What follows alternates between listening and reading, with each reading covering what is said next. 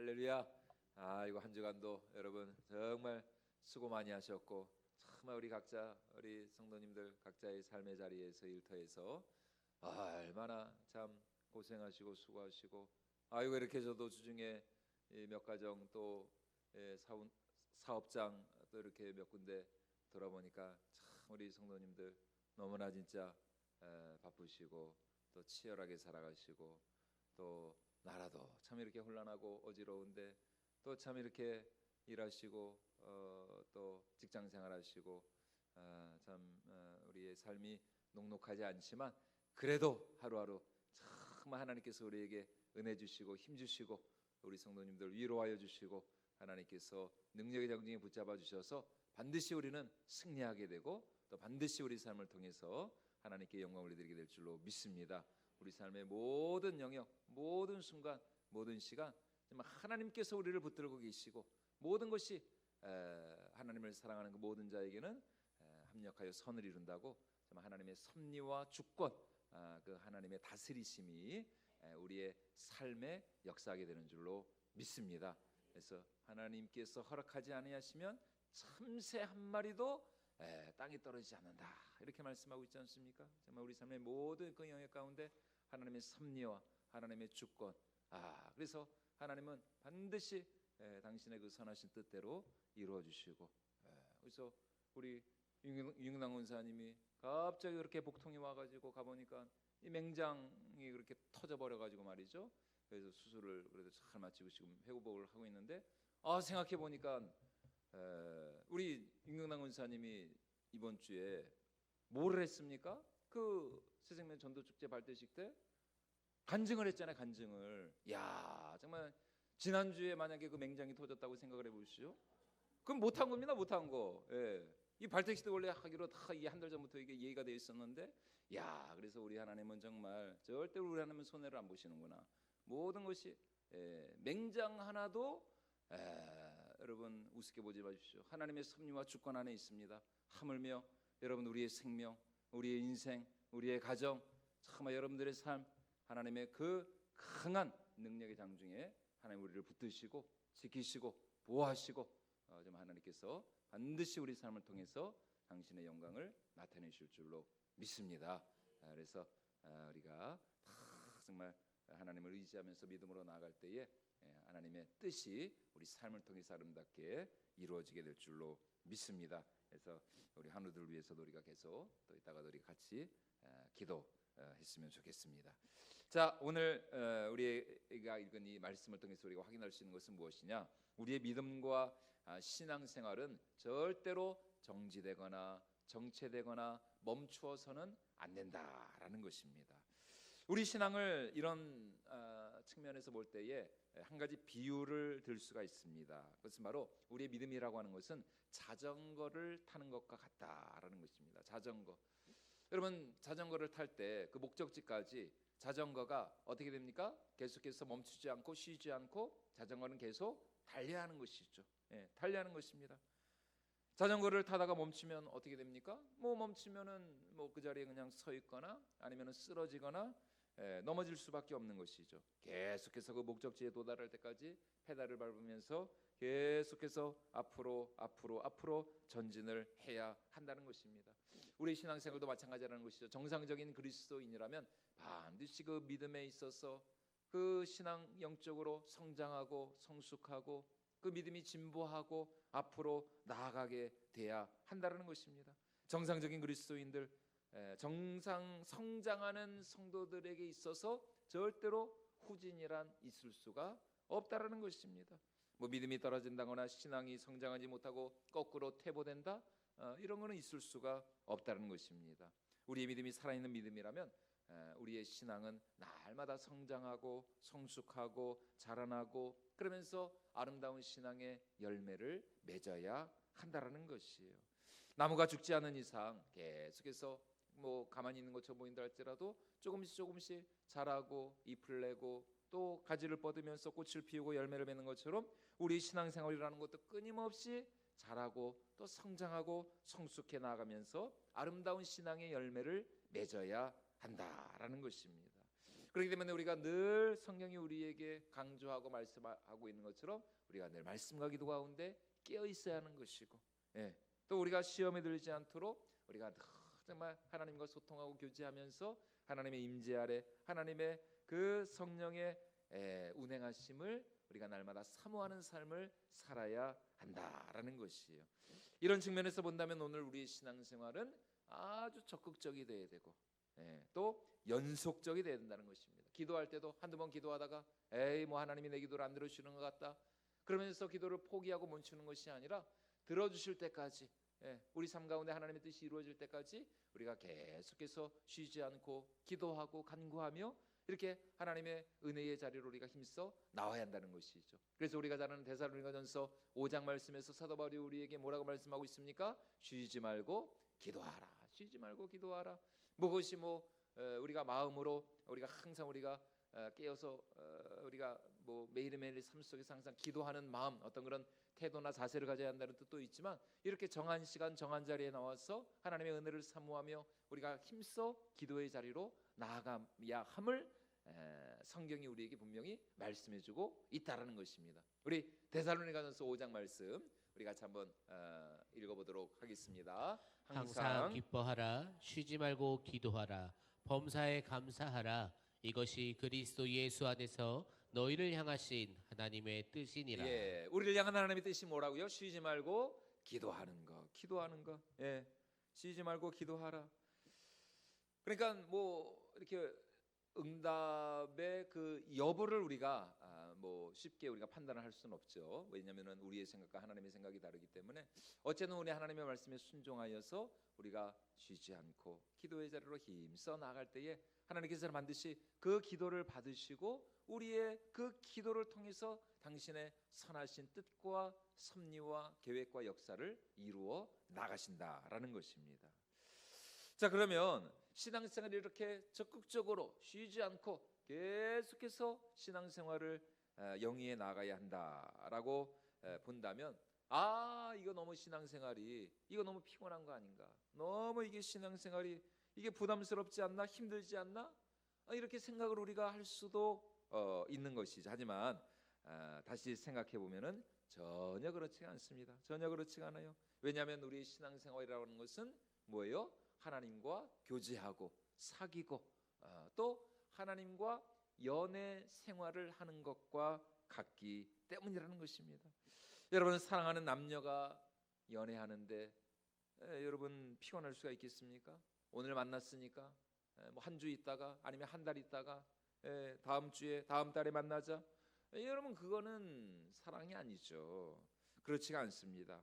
하루 종일 같이 있어도 보고 싶어도 또 보고 싶고, 조금 전에 헤어졌는데 또 가는 길에 또 전화를 하고 문자를 놓고 또 내일 언제 어디서 몇 시에 만나자라고 또 이렇게 약속을 하고 말이죠. 여러분, 사랑은 전혀 힘들지가 않습니다. 피곤하지가 않아요. 여러분, 우리 신앙생활도 마찬가지라는 것입니다.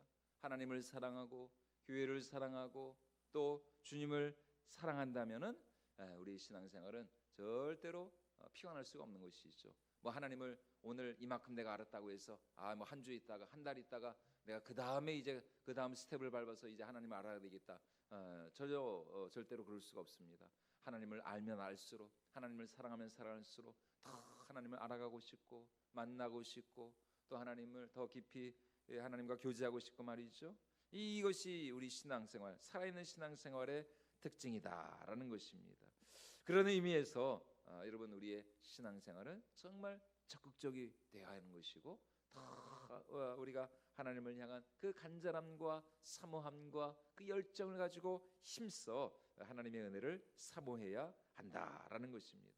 오늘 예수님께서 우리에게 들려주신 이 짧은 이 비유의 말씀을 통해서 오늘 예수님은 우리의 믿음과 신앙이 얼마나 적극적이 되느냐, 이것을 우리에게 말씀해 주고 있습니다. 한 더러운 귀신이 있었는데 그가 본래 있던 그 집에서, 그러니까 어떤 한 사람의 그 영혼, 그 마음에서 쫓겨나 버렸어요. 그러자 이 귀신이 다른 쉴 곳을 찾기 위하여서 여러 이 물이 없는 곳으로 이리저리 돌아다닙니다. 한참을 헤매면서 어디에서 내가 이 정말 둥지를 틀고 내가 지내야 되나? 그가 있을 곳을 거할 곳을 찾고자 합니다. 그런데 자신이 거할 만한 어떤 곳도 찾지를 못하는 거예요. 그러자 이 귀신이 하는 말이 뭡니까? 옛날 생각을 하면서 내가 나왔던 그 집으로, 그 사람의 영혼에게, 영혼 속으로 내가 다시 들어가자 하고 와서 보니까 어떻게 됐어요? 그가 나온 그 집이, 그러니까 그 사람의 그 영혼이 아주 깨끗하게 청소가 되고 수리가 되고 이 말끔히 정리가 되어 있는 거예요.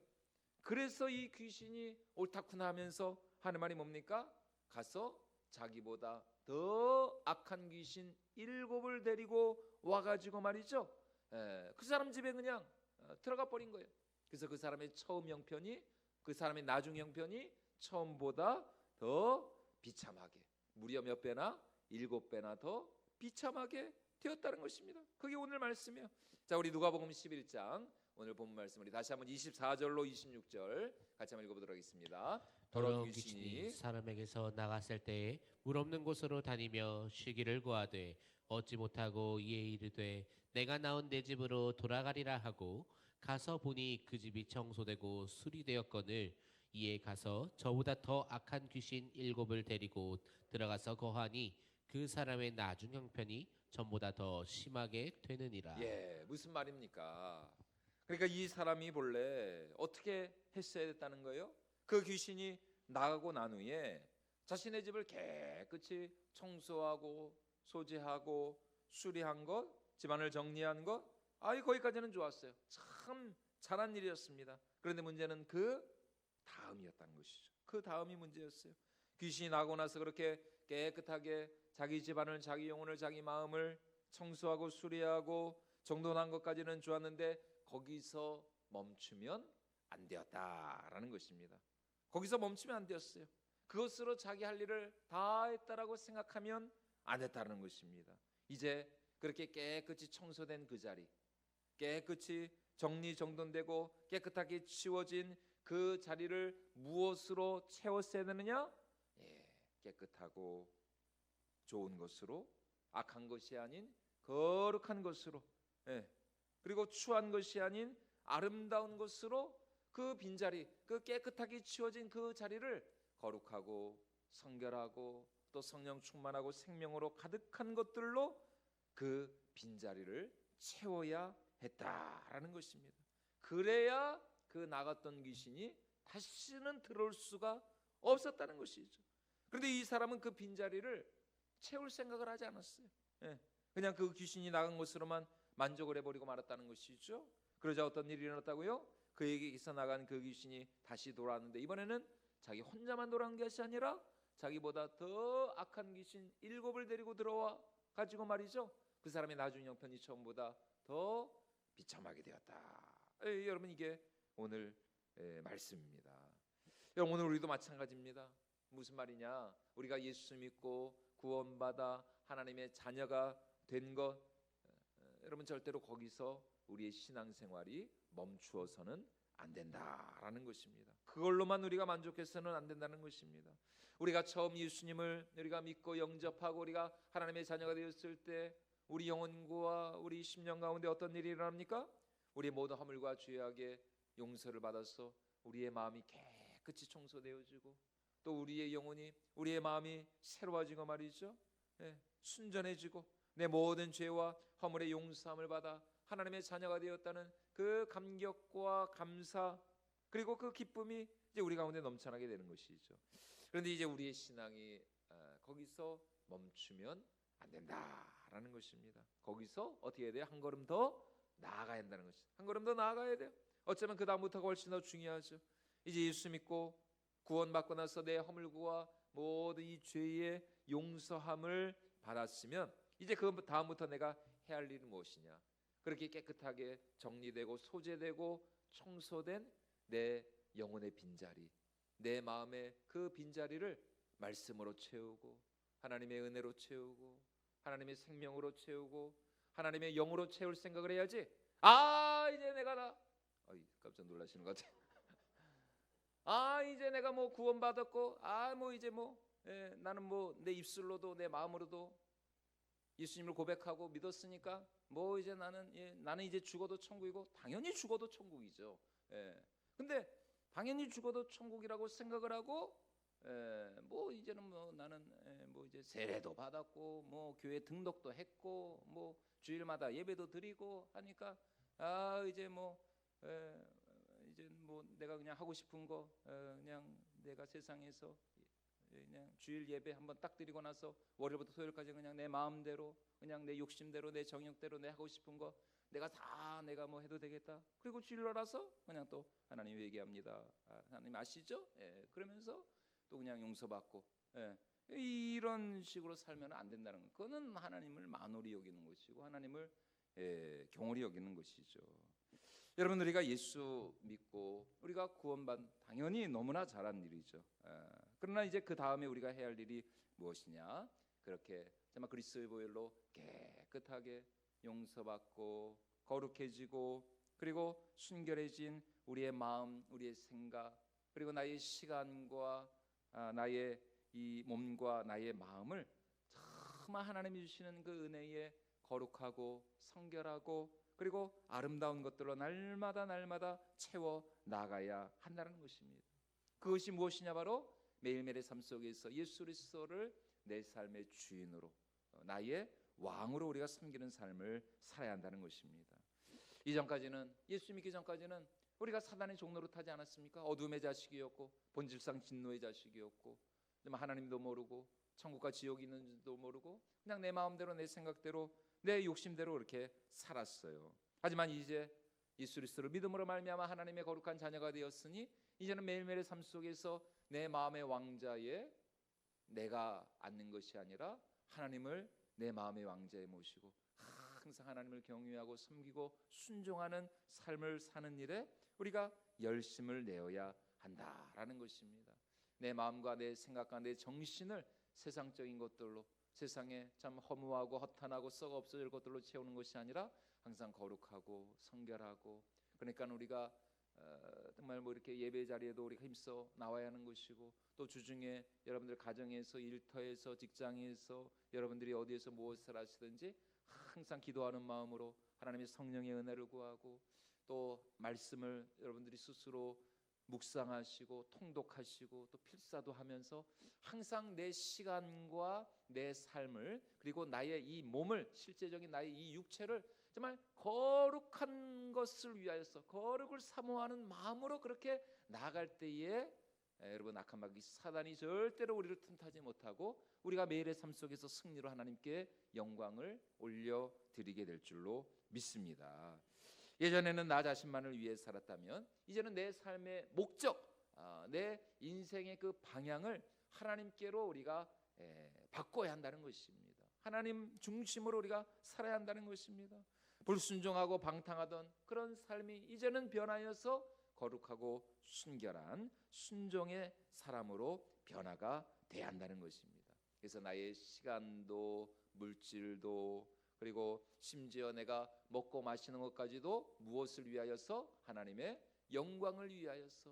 그래서 고린도전서 10장 31절에서 사도 바울이 먹든지 마시든지 무엇을 하든지 다 무엇을 위하여서? 하나님의 영광을 위하여 하라 이렇게 말씀하고 있지 않습니까? 우리 고린도전서 10장 31절 말씀 같이 한번 읽어보도록 하겠습니다. 그런즉 너희가 먹든지 마시든지 무엇을 하든지 다 하나님의 영광을 위하여 하라. 하나님의 영광, 하나님의 영광. 그래서 너희는 너희가 하나님의 성전인 것과 하나님의 성령이 너희 안에 거하시는 것을 알지 못하느냐. 여러분, 우리가 예수님을 믿은 그 순간 우리 안에 누가 거하신다고요? 우리 속에 성령님이 거하십니다. 그러면 우리는 항상 영의 사람이 되어서 우리는 성령의 그 인도하심과 성령의 내주하심과 성령의 감동과 성령의 조명을 우리가 따라서 우리가 살아야지, 그렇지 않고 내 안에 계신 성령님을 우리가 근심하게 해서는 안 되는 것이죠. 항상 우리가 성령님을 기쁘시게 해드리고 절대로 우리는 성령을 소멸하는 삶이 아니라 항상 성령님을 기쁘시게 해드리고, 왜냐하면 성령 하나님은 인격적인 하나님이시거든요. 성령 하나님은 인격적인 영이시기 때문에 우리가 항상 성령님과 동행하고 성령님의 도우심을 구하고 또 성령님께 묻기도 하고 또 성령님께 우리가 정말 질문도 하면서 항상 매일 삶 속에서 정말 어떻게 하는 것이 하나님의 그 뜻인가, 하나님의 선하시고 기뻐하시고 온전하신 뜻을 우리가 날마다 성령님께 묻고 분별하면서 한 걸음 한 걸음 나아갈 때에 여러분 우리 삶 속에 정말 거룩한 하나님의 그 영광의 빛이 정말 충만히 임하게 될 줄로 믿습니다. 그래야 악한 마귀 사단이 절대로 틈타지 못하는, 정말 엿도 보지 못하도록, 정말 여러분 이거는 욕이 아닙니다. 절대로 악한 마귀 사단이 엿도 보지 못하도록 우리가 항상 성령 안에서 우리가 깨어서 하나님의 영광을 구해야 한다는 것입니다. 그렇지 않고 우리가 하나님의 자녀가 되었음에도 여전히 내 영혼과 내 삶을 말씀으로 채우지 않고 거룩한 것으로 채우지 않는다면 우리는 또다시 정말 세상에 허무하고 허탄한 그런 삶을 살아갈 수밖에 없다라는 것입니다. 그러므로 오늘 우리의 신앙생활은 절대로 뭐 이 정도면 됐지라는 것이 있을 수가 없습니다. 여러분 우리는 정말 하나님 앞에 서는 그날까지 날마다 우리의 신앙은 성장하고 또 자라나고 성숙해져야, 그래야 여러분 우리가 승리하는 삶을 살아갈 수가 있다라는 것입니다. 이것을 위해서 우리가 늘 말씀을 사모하고 은혜를 사모하고 또 성령으로 우리가 늘 충만해지는 그런 삶을 살아야 할 줄로 믿습니다. 왜냐하면 여러분 하나님도 우리를 위해서 열심이신 것처럼 또 누구도 우리의 영혼을 도둑질하려고 열심을 낼까요? 악한 마귀 사단도 여러분 열심히 얼마나 우리를 어떻게 해서든지 넘어뜨리고 낙심시키고 우리를 실망하게 하고 또 우리를 실족하게 하려고 악한 마귀 사단도 우는 사자와 같이 삼킬 자를 찾아 두루 돌아다닌다고 성경이 베드로 사도가 우리에게 분명히 말씀하고 있지 않습니까? 우리 베드로전서 5장 8절 말씀 우리 같이 한번 읽어보도록 하겠습니다. 근신하라 깨어라 너희 대적 마귀가 우는 사자같이 두루 다니며 삼킬 자를 찾나니. 그래서 뭐 하라고요? 근신하고 깨어 있으라. 여러분 절대로 여러분 선줄로 생각한 자는 뭐 할까 조심하라고요? 넘어질까 조심하라. 항상 우리 하나님 앞에 겸손한 마음으로 하나님이 교만한 자를 대적하시되 겸손한 자에게는 무엇을 베푸신다? 은혜를 베푸신다. 이번 수요일에도 말씀드렸잖아요. 정말 우리는 은혜로 살고 은혜가 없으면 우리는 단 한순간도 살아갈 수 없는 하나님의 그 은혜의 장중에 우리가 날마다 붙잡힌 바 되어서 살아가야 되는데 하나님의 은혜로 우리가 충만한 삶을 살아가기 위해서는 항상 하나님 앞에 우리가 겸손하게, 왜냐하면 하나님은 겸손한 자들에게 은혜를 베푸신다고 말씀을 하셨기 때문에 우리가 하나님의 은혜를 구하면서 주님의 은혜가 아니고서는 주님 저는 단 한순간도 살아갈 수 없습니다. 단 한 발자국도 걸음을 뗄 수가 없습니다.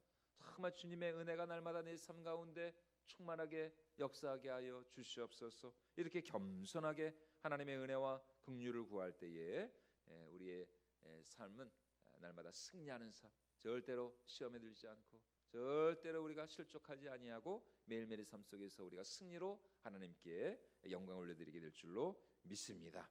그래서 우리가 다시 한번 정말 하나님 절대로 우리는 이 비유에 나오는 이 정말 어리석은 자와 같이 되지 아니하고 우리의 이 마음, 우리의 이 중심 심령 가운데 하나님의 은혜와 하나님의 생명 또 하나님의 성령이 충만하게 역사하여서 주님 다시 오실 그날까지 우리는 날마다 승리로 하나님께 영광드리고 우리의 영혼이 생명의 아름다운 풍성한 열매를 맺을 수 있기를 주님의 이름으로 축원을 드립니다.